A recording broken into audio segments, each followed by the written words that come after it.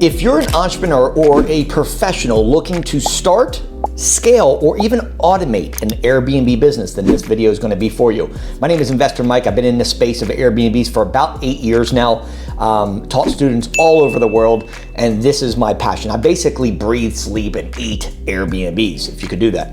And so in this video, I think the first thing, if you're looking to get started Airbnb business, I think there's a lot of social media out there. There's TikToks and YouTube and Instagrams and Facebooks and LinkedIn's, and there's a lot of people that make the business itself pretty complicated, and they do that on purpose, right?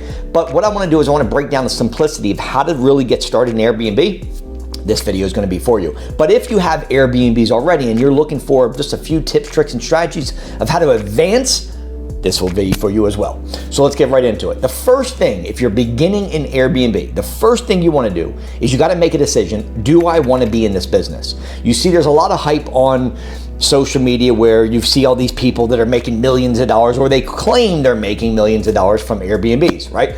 I'm a 20-year-old 7-figure Airbnb. And although that may be true, I can't knock it either way, and I'm not going to knock the hustle, but I am going to tell you that it's probably unlikely. Okay, this is a business and it takes time to run a business. And so what I want to share with you is just the framework that you need, the expectations you need getting into this business, because I will say this up front, and I'm probably unlike any other Airbnb coach you've ever watched before. So pay attention. Most people in Airbnb fail. And here's why. There's no requirements to get involved.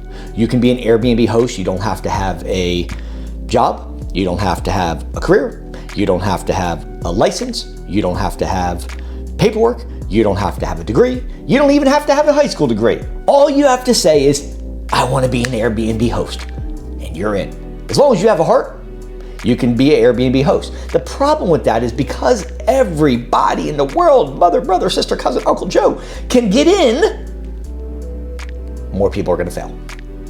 Now here's the 2 reasons why most people fail. I'm setting your expectations in this video so that you know what to do moving forward. Number 1, you fail because you don't understand property research and market research, okay? 2 biggest things. You get the first property wrong, you are dead in the water, because why would you want to scale to property 1, property 2, property 3 if the first one is failing? Nobody wants to continue to fail. But if you get that first property right, then guess what? You'll want to go to number 2, 3, 4, and 5. Am I right or right? Number 2, getting a landlord to say yes. Now I'm talking about rental arbitrage here. This is a very hot market where a lot of people are getting into rental arbitrage because of the simplicity and the capital needed to get into it. It's very low barrier of entry. Okay, so but you have to get the landlord's permission. And all rental arbitrage is, in Airbnb, is we're gonna rent a place, we're gonna get the landlord's permission to rent the property on Airbnb and other platforms. That's it. Don't overcomplicate this business. The media, social media specifically, tries to overcomplicate the business. All you're doing is you're renting a place from a landlord and getting them based on an addendum to the contract to say, yes, it's okay to take my property and put it on social media platforms. Simple, right? Okay, but here's why most people fail. Because property research, okay, understanding why people are coming into that property. Is it new? Is it old? Is it outdated? Does it have grandma's pictures? What does the property inside look like? What people are coming in to stay, they don't want old, outdated, antiquated stuff. They want new appliances, they want new furniture, they want to feel like they are in a hotel, right? A newer look. And also, they want to feel like they're in a hotel. Blackout curtains, white sheets, white comforter. Mimic a hotel and you will do well in Airbnb. Okay. So if you don't understand property and market research, and now when I talk about market research, what I'm talking about is the county, the city. Why are people coming into your city? Okay, there's 4 H's that I always look for when I'm looking to do property research. And in Airbnb, if you do these 4 things, you should get a good area in Airbnb. And that is, I'm looking for hotels. Hotels already did a lot of due diligence and research to go, this is a place where a hotel could be, right? So if they already did the work for you, why go somewhere away from a hotel? Number 2, hills. People like to ski, people like the mountain. If you can place an Airbnb, when I say place it, just find a rental that's by a hotel or by hills. People like to ski and mountain and hike, okay?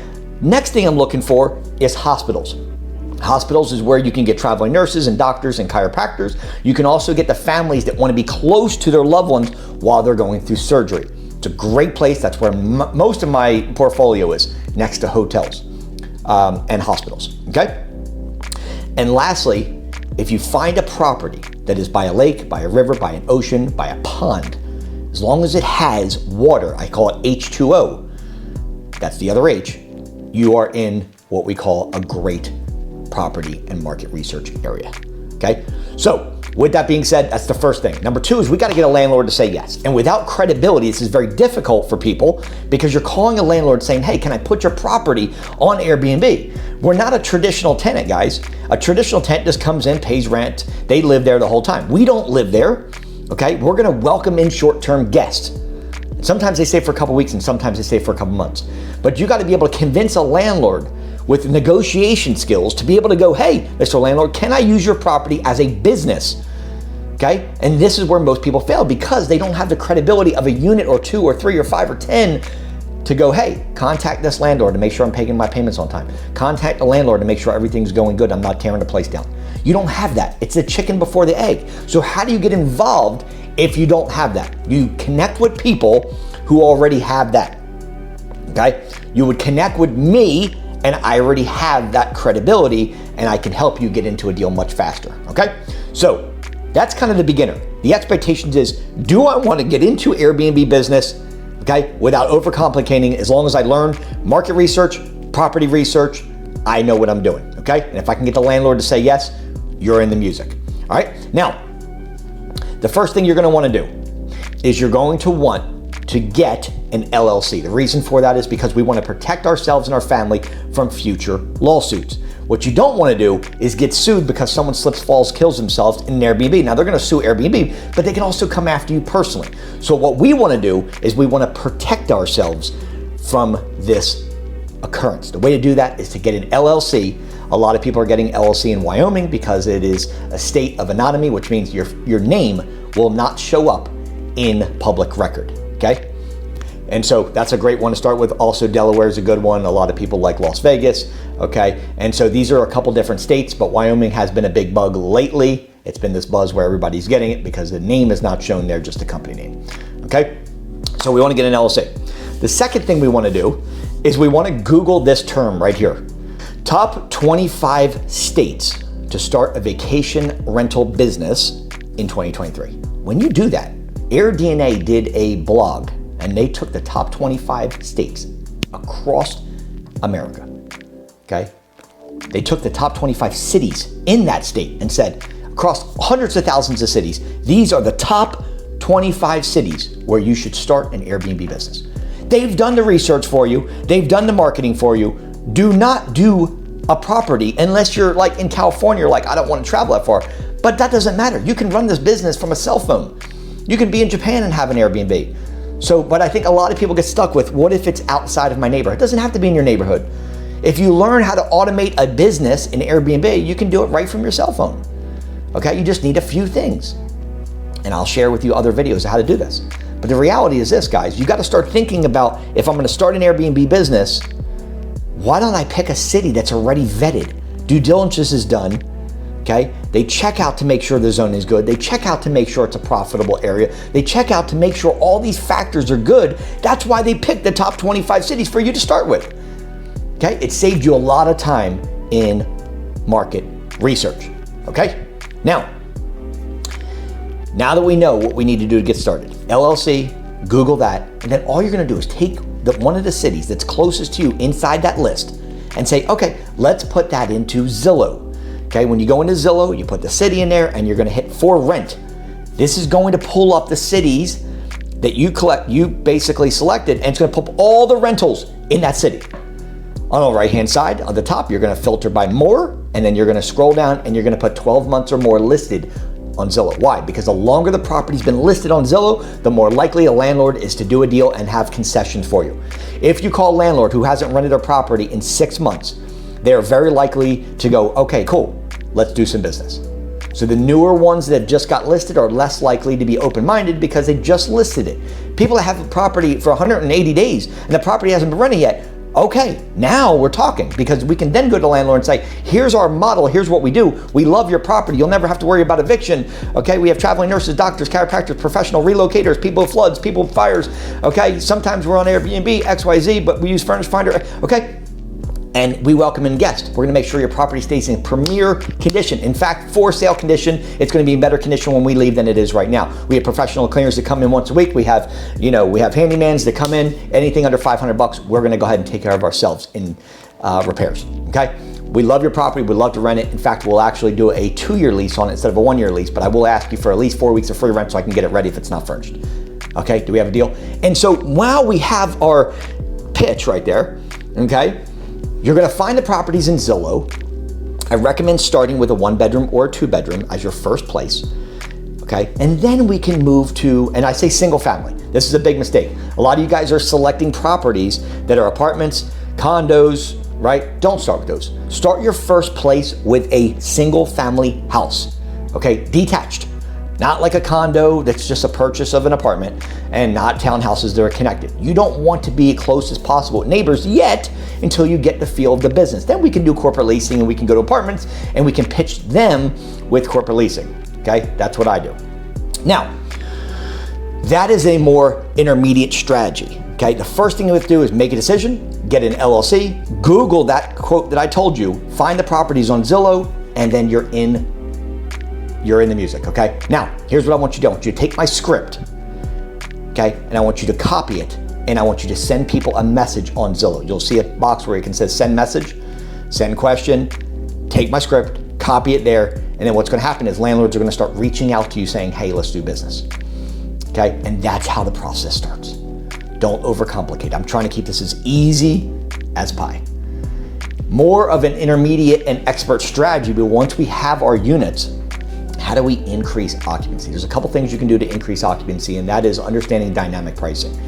If you're priced too low, you'll get higher occupancy. And if you're at 100% occupancy, that means your prices are too low. So you want to be in that sweet spot between 75 and 85% occupancy across the board. That means that you're priced at the right price. In fact, that actually means that you're gonna make more there than you would if you're 100% occupancy because your prices are lower. Okay, I always do a accent wall behind the master bedroom, okay, behind the bed. I also would always put kings in there because it's one strategy that if you put a king bed in your property, it's not an amenity you can actually list in Airbnb. And so by having that, it's actually gonna drive up people, and you put it right there in the title. You put,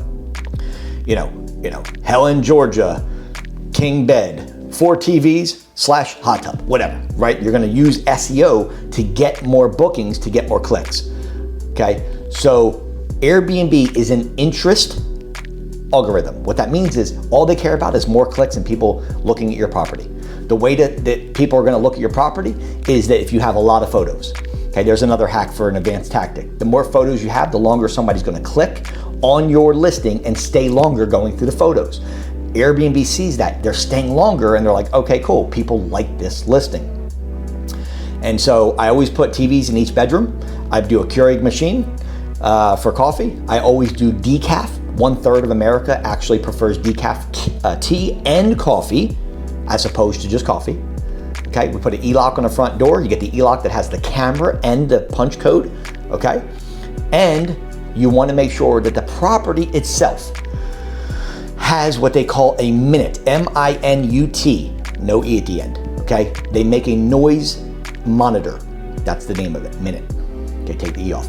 The reason for it is because the less complaints you have, the more likely your business is gonna be secured, okay? You get a lot of complaints and you got a lot of Karens knocking on your door talking about complaint, they're gonna go to the HOA, they're gonna go to the city, and your business is gonna be shut down, especially if you don't understand the zoning. Which brings me to the next point. You guys go through this entire process and don't check the zoning. What happens is property's gonna be you'll get it listed for 4 or 6 months, and then you're gonna get complaints, and then the city's gonna come shut you down or fine you. Okay, we don't wanna do that. So we wanna check with the city zoning. All you do is call the zoning department in that city and say, hey, I am looking to invest in a vacation rental property. Am I in an area that I can just require a license, or what do I need to do to be able to operate this business? Get the answer, and then you have a property that is legally put into an area that you're not going to be shut down a couple months later because you went around zoning. all right? And these guys are just some of the small tips. I'm giving you some of the bare minimum tips, tricks, and strategies I teach my students in order to get higher occupancy, okay? This is in order to get better listings, the properties that I'm looking for. And when it comes to checking the prices, AirDNA is a decent one, okay? A lot of people know about it, airdna.co. If you go there, you'll be able to take the property address that you found on Zillow that you really like, okay? 1 or 2 bedroom, for example, $1,500 a month. Take that address and put it into airdna.co. And what you'll be able to do from there is you'll be able to actually calculate what competition is doing in your area. So AirDNA takes basically a 2-mile radius and looks at all the Airbnbs in the area and says, this is what they are doing. It'll tell you the approximate gross revenue, okay, in the top right corner. You're gonna go to a place called Rentalizer section when you log into AirDNA. And on that section right there, that's where you're gonna put the address. Then when you get there, at the top right corner, you're gonna see a part that says Rentalizer estimate for the year. Okay, that number right there is what you wanna divide by 12. When you divide that number by 12, it's going to give you the gross monthly revenue. Now you have to remove your hard costs, which are rent payment and utilities. Utilities, I factor about $300 a month and then take out your rent payment. And the rest is a projection, not a guarantee, but a projection of what you could make on a monthly basis. So if you do that and you take out the rent and utilities and there's no money left over, it's not a good property. Okay, but what I'm doing with my students is I'm helping them look for what they call a double. So that means if rent's $1,500, I'm looking to do the data, the financial data on AirDNA to say, okay, can this property bring in, if it's a $1,500 rent, can a property bring in $3,000 a month from the guests on average? Then we know it's a good property. And that's what I do. I help you mitigate the risks to make sure that not only do you find a good property that is profitable, but you're in a great area. The property itself is something that people like because it's around the 4-H's. And that as long as you're listening to what I'm teaching you on these videos, that's why I do these free videos for you guys, so that you can learn, that you can implement some of the tips, tricks, and strategies so that you can be a successful Airbnb host and not be like the rest of people who are actually failing. Most people fail because they don't know what they're doing, okay? When I'm coaching people, I'm diving deep and I'm going, here's what you need to do, here's a step-by-step. I can hold your hand through the process all the way through. Because once we get that first property up and running, my friends, and it's profitable, then you're gonna be like, let's go to property number 2, let's go to 5, let's go to 10, let's go to 50. But if that first one is not working, you can forget wanting to go to another property because nobody wants to lose money every single month. And if you're losing on the first one, you're certainly not gonna wanna scale. So my job is, again, to make sure I help you so you don't fail, that you pick the right property, mitigate that risk there of losing your assets, okay? But again, this is the most important part. We're not owning any property here. All we're doing is renting a place, getting the permission from a landlord, putting it on Airbnb the right way with the right titles, the right pictures, the right amount of pictures, so that way we can get the SEO in Airbnb to say, okay, show this to more people. Because if you can get on the first page, it's game over. That's what the holy grail of this business is to get on the first page and get a lot of 5-star reviews. If you're getting 5-star reviews, you're gonna be pushed to the front page. Okay, if people are looking at your property a lot, you're getting put on the first page. That's the kicker for this business. Because if you're on the first page, it's being seen more, and that ultimately fills your occupancy level up. My name is Mike, Investor Mike from Airbnb Blueprint. Guys, down below, you'll see my script inside the description box. You'll also see, if you want to work with me directly, you'll see that. And if you are interested in joining my free training, you'll see the link under there as well. It's going to be a masterclass that everybody's been waiting for all year. It's going to be amazing. I want to see each and every one of you guys there. So if you want one-on-one, see that down there. If you want to join the master group with free training with everybody, you'll see that there. You'll also see the script I promised you guys, where you can just copy and paste that into Zillow, and you can get landlords to come back and say, hey, let's talk. But remember, let's talk doesn't mean let's do a deal. Let's talk means you got to show credibility. And if you don't have a deal, let me help you through that process. I'll see you guys on the other side. Let's roll.